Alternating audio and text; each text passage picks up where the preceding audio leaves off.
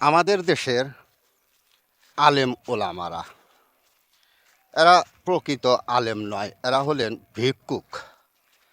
ধর্মের যেমন জাত মেরেছে, তেমনি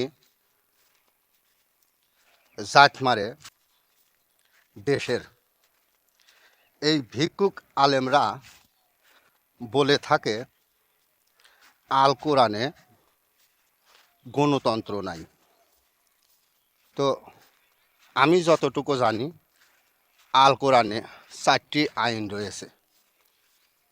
তার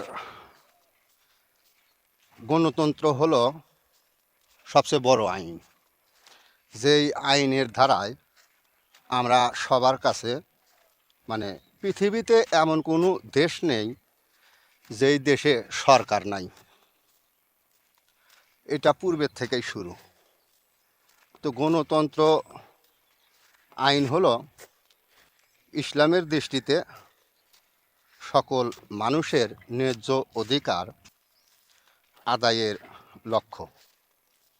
তো এখন যেই সকল কাঠমোল্লারা বলে ইসলামে গণতন্ত্র নাই, ইসলাম তো কোনো বই পুস্তকের জিনিস না যে ওখানে গণতন্ত্র খুঁজে পাবেন।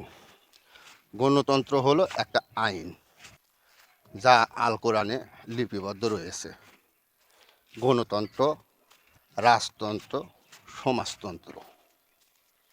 তো গণতন্ত্র যদি না থাকে, আপনারা কোন আইনের বলে